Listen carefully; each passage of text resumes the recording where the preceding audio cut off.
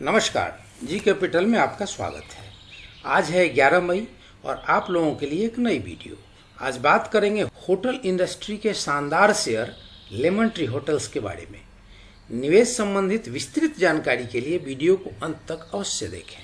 तो lemon tree hotel भारतीय बाजार में लिस्टेड होटल ग्रुप में एक प्रतिष्ठित ग्रुप है, किंतु आपको जैसा पता है कि कोविड-19 के प्रकोप से समस्त दुनिया में लोगों का कहीं बाहर निकलना, आना जाना और राष्ट्रीय अंतर्राष्ट्रीय यात्राएं लगभग 100% बंद हो चुकी हैं। ऐसे में यदि सबसे अधिक कोई सेक्टर मार झेल रहा सेक्टर है तो उसमें से एक होटल एंड हॉस्पिटलिटी सेक्टर भी है और इस प्रकार होटल्स का बिजनेस बिल्कुल चौपट हो चुका है।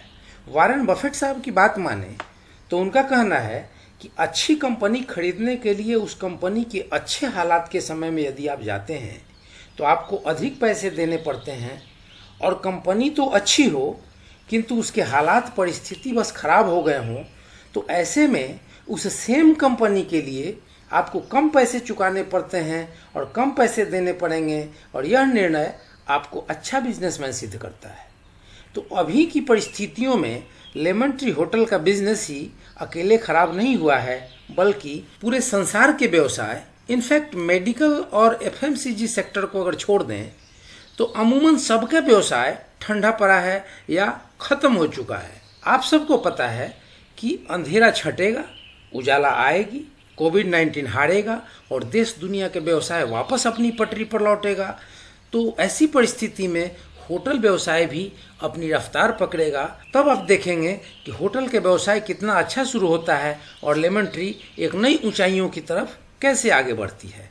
तो सबसे पहले इसके रिटर्न्स, फाइनेंशियल और फंडामेंटल्स के ऊपर एक नज़र डाल लें, उसके बाद फिर इसमें आगे की रणनीति की चर्चा करेंगे। तो सबसे पहले इसके अगर रिटर्न की स्थिति को देखें तो आप यह देख रहे हैं कि एक दिन में 2.34% का निगेटिव रिटर्न है। 1 वीक में अगर चलें तो 1 वीक में 2.56% का निगेटिव रिटर्न है और अगर 1 मंथ की बात करें तो 1 मंथ में आपको -4.46% का निगेटिव रिटर्न है। और अगर 1 साल पहले इसमें आप निवेश किए होते तो आपके पैसे लगभग 76% इसमें कम हो गए होते या आपकी पूंजी 76% कम हो गई होती। अब आगे बात करें इसके पीयर्स कंपनी की। पीयर्स कंपनियों की क्या हालत है तो इंडियन होटल्स लगभग 1 साल में 54% का निगेटिव रिटर्न दिया है। EIH लिमिटेड होटल्स 62% का निगेटिव रिटर्न दिया है और चैलेट होटल्स 59% का निगेटिव रिटर्न दिया है।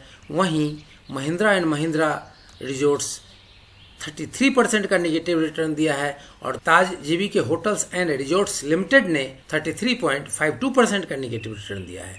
तो इस प्रकार ओवरऑल, जैसा कि पहले ही हमने बताया कि टोटल ही होटल इंडस्ट्री के बिजनेस पर बहुत निगेटिव मार पड़ा है और व्यवसाय बिल्कुल चौपट सा हो गया है। अगर की मैट्रिक्स को देखें तो पी रेशियो 25.46 जबकि सेक्टोरल पी है 32.36, तो अपने सेक्टर के अन्य कंपनियों से ये सस्ता मिल रहा है। 89% analyst have suggested that investor can by this stock. जो फोरकास्टर हैं, जो एनालिस्ट हैं, उसमें से 89% का कहना है कि निवेशक इसमें निवेश कर सकते हैं। अब अगर डिटेल फोरकास्ट की बात करें जो अभी 17 रुपये 5 पैसे और 16 रुपये के आसपास चल रहा है, ये अगर इसकी बेस लाइन है तो यहाँ से अगले साल मई तक इसमें 322% के ग्रोथ की संभावना है। और अगर लोअर लेवल की बात करें तो मिनिमम 70% की ग्रोथ तो है ही है और दोनों की मीडियम की बात कर लें तो 199.12% है। तो इस प्रकार आप देखेंगे कि मिनिमम 29 रुपये इसकी वैल्यू होनी चाहिए अगले मई तक और अगर मीडियम की बात करें जो जेन्युइन सी लगती है कि 51 रुपये होनी चाहिए और थोड़ा सा अगर हायर साइड में चलें तो इसको अगर मान लें कि अगले मई तक ये 72 रुपये तक की जाएगी तो आप समझ सकते हैं कि आपने अगर 16 रुपये 17 रुपये में इसे बाई किया है और वहाँ से अगर इसकी प्राइस 72 रुपये हो जाए या मीडियम के बराबर 51 रुपये हो जाए या सबसे लो जो फोरकास्ट है 29 रुपये हो जाए तो भी 1 साल में पैसे लगभग आपके डबल होने के चांस हैं। इसके फाइनेंशियल को देखेंगे तो आप यह देखेंगे कि 2015 से लेकर 2019 तक होटल के व्यवसाय ने रेवेन्यू लगातार बढ़ाया है और ग्रॉस प्रॉफिट भी लगातार बढ़ती आई है। आप देख सकते हैं कि 2015 में जहां 188.08 का इसका रेवेन्यू था, तो वही 2016 में इसकी 367.95 रेवेन्यू हो गई है। फिर फाइनेंशियल ईयर 2017 में 412 और फाइनेंशियल ईयर 2018 में 484 और फाइनेंशियल ईयर 2019 तक के जो आंकड़े उपलब्ध हैं उसमें बढ़कर के ये 549.50 करोड़ रुपीस का इसका टोटल रेवेन्यू हो जाता है। और जो ग्रॉस प्रॉफिट है वह भी बढ़कर के 174 से 5 सालों में 481.68 करोड़ हो जाता है। अब अगर इसके शेयर होल्डिंग पैटर्न की बात करें तो आप देखेंगे कि जो प्रमोटर की होल्डिंग है वो लगातार उतनी ही बनी हुई है, लगभग बराबर बनी हुई है 30-31% के आसपास।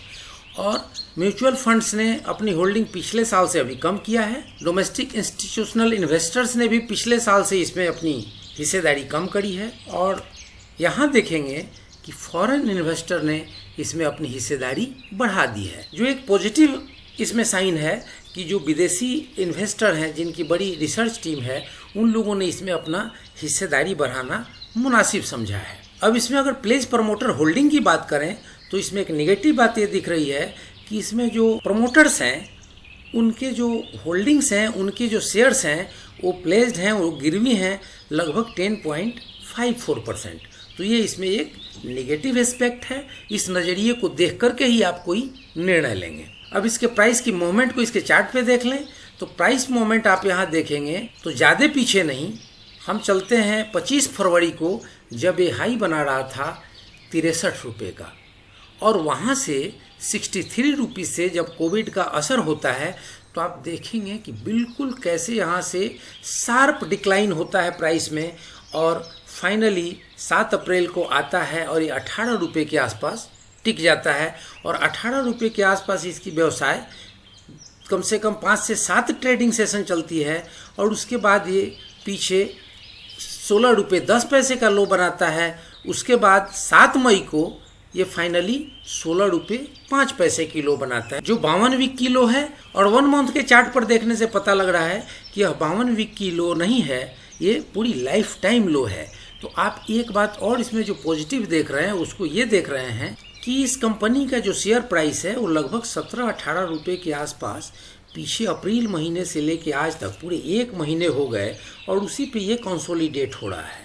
तो इससे एक बात तो ये लग रहा है कि इसकी कहीं ना कहीं बॉटम यहीं पर आकर के टिकती है, और इसके आगे अब इसमें कोई नीचे डाउनसाइड बचता नहीं। लेकिन फिर भी अगर ये यहाँ से 10% नीचे जाता है तो लगभग 1.5 रुपये की गिरावट होती है, और अगर 20% के नीचे जाता है तो लगभग 3.5 रुपये के आसपास की गिरावट होती है। तो 16 रुपये से 3 रुपये की गिरावट होती है तो 13 रुपये तक जाएगा। तो अगर इसमें 10 से 20% की लो साइड भी मान लें तो 13 रुपये के आसपास इसकी बॉटम तो होनी ही चाहिए। फिर भी शेयर मार्केट है, अनुमान ही लगाया जा सकता है। फाइनली ये कहाँ तक जा सकता है यह कहना तो मुश्किल ही होता है किसी भी एनालिस्ट के लिए। तो इन चीज़ों को नज़रिया में रखते हुए जब हम ये देखते हैं कि पिछले 1 महीने से ये इसी प्राइस पे अगर रुका हुआ है, यहाँ से नीचे नहीं जा रहा, और जब भी ये नीचे जा रहा है तो वहाँ ज़बरदस्त बाइंग आ जा रही है, इसका मतलब है कि इस प्राइस पर ये वैल्यू प्राइस है और यहाँ पर हम निवेश कर सकते हैं। फिर भी इसके ट्रेडिंग वॉल्यूम और डिलीवरी वगैरह को देख लिया जाए तो एनएसई की वेबसाइट पर चलते हैं तो वहाँ आप देखेंगे कि आज के ट्रेडिंग सेशन में 9,41,297 शेयर की जो टोटल ट्रेडिंग हुई है उसमें से 5,27,902 शेयर्स, लगभग 56% से अधिक शेयर्स की डिलीवरी हुई है। मतलब कहीं ना कहीं अब इन्वेस्टर को ये लगना शुरू हो गया है कि अब इसमें समय आ गया है कि इसको बाई करके और लंबे समय के लिए 1 साल 2 साल 3 साल के लिए इसको अपने पोर्टफोलियो में रख लिया जाए, ताकि आने वाले दिनों में ये आपके लिए मल्टी बैगर सिद्ध हो सके। तो फ्रेंड्स, ये रही हमारी तरफ से एक पीस ऑफ इन्फॉर्मेशन। इस पे आप रिसर्च करें, इसको देखें, क्योंकि जो पिछला प्राइस है वह 60 और 62 रुपये तक था फरवरी में, और यहाँ से जो अगर थोड़ा भी इसमें ग्रोथ होता है तो आपके पैसों की ज़बरदस्त ग्रोथ हो सकती है। तो इन सारे पॉइंट ऑफ व्यू के साथ और रिस्क एनालिसिस के साथ ही कोई आप इसमें निर्णय लेंगे। और वीडियो अगर आपको पसंद आई हो तो इसे लाइक शेयर सब्सक्राइब करना ना भूलें और बेल आइकन बटन दबाना ना भूलें, ताकि ये वीडियो सबसे पहले आप तक पहुँचे। जय हिंद, जय भारत।